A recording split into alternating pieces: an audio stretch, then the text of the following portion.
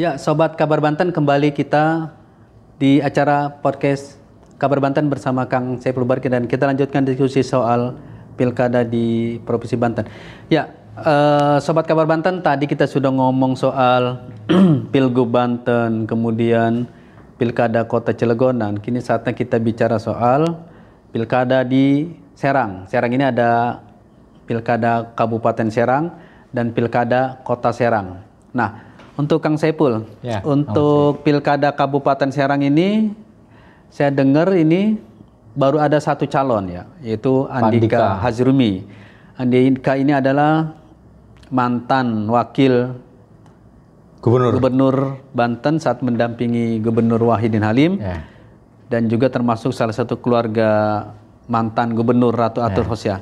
Nah, apakah kemungkinan akan terjadi calon tunggal nih di Kabupaten Serang? Karena sama, sampai saat ini pun saya belum mendengar sosok-sosok yang akan muncul sebagai kandidat pilkada di pilkada Kabupaten Serang. Gimana pengamatan Kang Saiful sendiri?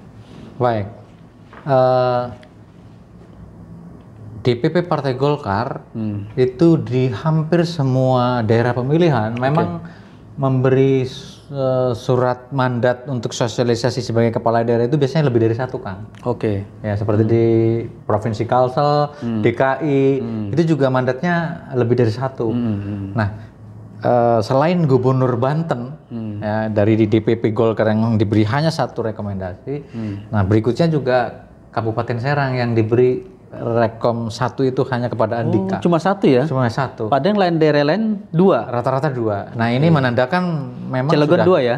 Cilegon dua. Ini menandakan betapa yakinnya DPP Golkar bahwa kandidat ini bisa super kuat gitu ya. Super kuat dan ya menang mudah lah kira-kira. Kenapa? Karena dibuktikan dengan sampai detik ini untuk para politisi di Kabupaten Serang relatif belum ada yang berani pasang baliho seperti di Cilegon yang sangat ramai, atau mungkin di Kabupaten Pandeglang yang juga sudah mulai ramai media memberitakan. Nah, Kabupaten Serang hampir kandidat selain Andika nggak ada, sehingga relatif kalau ini terus terjadi ya bisa jadi ya tetap menurut saya akan ada yang dimunculkan mungkin dari jalur independen. Karena saya melihat beberapa tokoh yang memungkinkan dimajukan dari jalur independen ya, bisa jadi ya seperti kemarin ya, waktu zaman Bu Tatu kan juga ada independen nih, ya Samsul tuh ya. Nah, hari ini saya melihat juga ada tuh baliho Samsul kalau nggak salah ya. Nah, jangan-jangan Samsul ini didesain atau mendesainkan diri untuk jalur perseorangan lagi supaya tetap pilkada tidak tunggal. Tidak tunggal. Nah, tetapi berikutnya saya justru dapat kabar yang menarik bahwa politisi yang hari ini masih menduduki jabatan anggota DPRD Provinsi Banten dari Partai Nasdem yang kebetulan terpilih dengan suara terbanyak di Nasdem, Profesor Furtasan Ali Yusuf, jika beliau sekali lagi memiliki keberanian untuk melepas ya, kursi DPR RI-nya dan mencoba untuk fight di pilkada Kabupaten Serang, ya menurut saya Pak Andika Hazrumi harus bekerja keras, harus berkeringat gitu loh untuk pertarungan bersama Pak Furtasan. Kenapa tuh Kang bisa begitu? Ya setidaknya dari perolehan suara Pak Furtasan yang di Kabupaten Serang, Kabupaten Serang sendiri yang ya luar biasa paling banyak. Saat pileg ya, saat pileg kan suara dari semua caleg DPR RI di Kabupaten Serang kan dia tertinggi. Nah, setidaknya modalnya di situ, karena bidikannya adalah pemilik Kabupaten Serang kan. Nah, berikutnya lagi dia merasa pribumi Bojonegara yang Kabupaten Serang, sehingga sebenarnya dia merasa lebih punya basis massa yang berakar ya di Bojonegara, Pulau Ampel, dan di beberapa sekitar Keramat atau apa di samping. Memang sekali lagi dia sudah bisa membuktikan bersama timnya bisa baru nyalon ya, walaupun dia bukan nomor urut 1 tapi dia justru suara terbanyak di Nasdem. Dengan catatan kalau dia berani Berani ngambil risiko, mengundur apa? Mengundurkan diri sebagai caleg terpilih. Karena kalau bicara koalisi kan memang tidak ada kontrak koalisi antara Nasdem dengan Golkar karena beda koalisi besar pada saat Pilpres, Kang. Nah, itu juga jalan pintu bahwa ya Nasdem kalau berani ya bisa jadi mengkandidasi Pak Furtasan dengan catatan Pak Furtasannya mau kan? Iya. Ya kalau Pak Furtasannya ya mudah-mudahan mau lah ya, mudah-mudahan mau Pak Furtasan memilih tetap nyaman di DPR RI ya tunggal dong kabupaten. Ya Pak Andika tidak akan berkeringat untuk meraih kursi Bupati Serang. Tapi kalau misalnya maju sekarang betul sangat menarik ini ya. Misalnya head to head lah ya. Iya. Pak Furtasan dengan Andika. Nah kira-kira dalam pandangan Kang Saiful kalau misalnya terjadi nih head to head, karena kan ya itu tadi partai lain tidak ada yang mencalonkan diri karena sudah tahu nih Pak Andika peluangnya besar. Nah ini muncul nih Pak Furtasan, dia misalnya bisa membangun koalisi besar juga untuk melawan Pak Andika, kemudian terjadi head to head. Nah dalam analisa Kang Saiful, nah kira-kira siapa tuh yang paling banyak memperoleh suara signifikan? Ya agak sulit diprediksi karena sekali lagi di samping Pak Andika sendiri adalah sosok anak muda yang sudah terbukti menjadi pemimpin provinsi bahkan levelnya, dan kita tahu memang basis keluarga besarnya adalah Rau, ya kita sebut dengan keluarga besar ya Bu Atut dan kakeknya Pak Haji Kasan yang memang sejak dulu sangat menguasai Kabupaten Serang. Saya pikir ya masih punya Pak Andika masih punya tetapi ya karena sekali lagi karena memang Pak Furtasan pribumi Bojonegara dan sekitarnya Pulau Ampel dan berdomisili sudah lama di Serang, maka tentu pemilih ya yang mungkin tidak lagi punya rasa dengan Atut ya dan Kaji Kasan ya bisa dijatuhkan pilihannya kepada Pak Furtasan sebagaimana Pilkada Kota Serang yang tidak diduga akhirnya kan Terah Rau atau Terah Rau kemudian diambil oleh ya justru mantan birokrat ya yang akhirnya menjadi wali kota Serang, Pak Safrudin, yang kebetulan Pak Safrudin itu kan juga pribumi Bojonegara. Betul. Jadi sejarah ini yang kalau mau diambil ini kan menjadi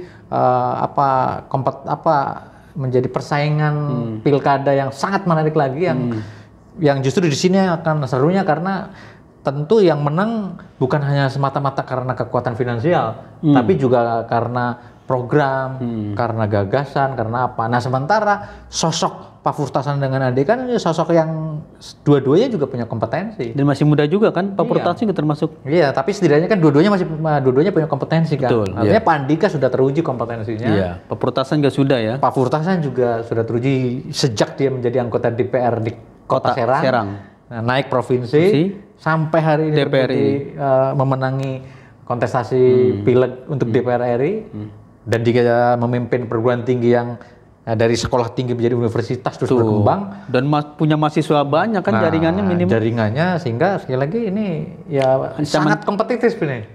Ancaman serius ya bagi ancaman Pak serius Andika ya. Buat Andika. Kalau bisa mengalahkan Pak Andika jangan-jangan. Ya kalau strategi timnya mengena ke pemilih Kabupaten Serang, ya bisa jadi. Ya, itu kabupaten. Nah sekarang untuk Kota Serang, analisnya Kang Saiful. Ya, Kota Serang sampai hari ini kan incumbent Pak Safrudin masih tetap bersemangat kembali untuk melanjutkan periode berikutnya.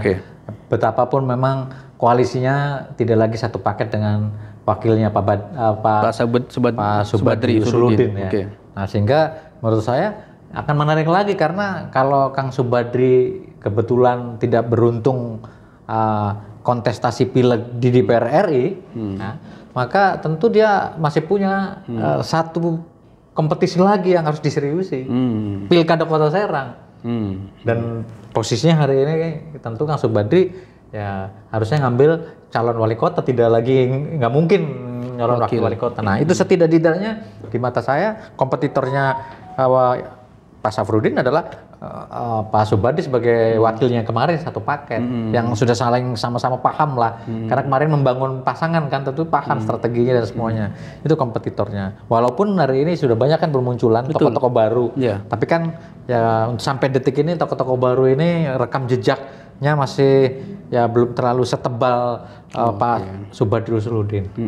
Sama Pak Safruddin itu ya? Ya, sama Pak Safruddin. Ada kader Gerindra, Budi Rustandi juga? Oh, ada Budi Rustandi, oke. Nah, Budi Rustandi juga saya pikir ya untuk sementara tergantung pasangan. Pak Budi ya, Pak Budi dari Gerindra itu juga tergantung dengan pasangan. Juga ada Mariana kan? Iya, dari Golkar. Nah, jangan-jangan ini. Nah itu.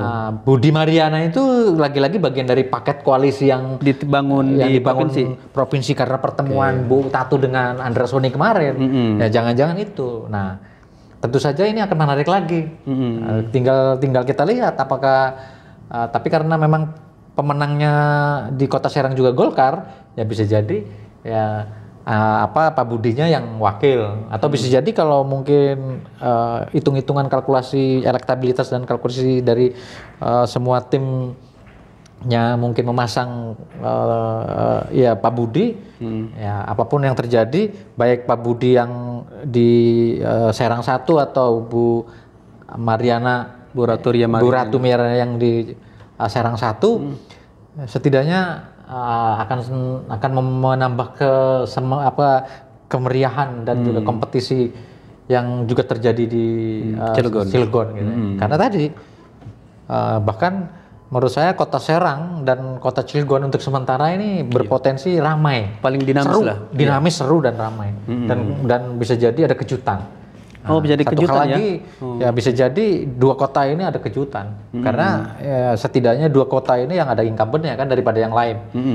Pilkada di 6 kabupaten kota di Banten, itu yang relatif ada incumbent-nya kan hanya Kota Serang dan Cilegon. Karena Safruddin kita kategorikan incumbent karena baru satu periode, Heldi kita kategorikan satu incumbent karena satu periode. Walaupun ada di Kota Tangerang, Safruddin, mantan wakil wali kota Tangerang, yang saya pikir juga kuat.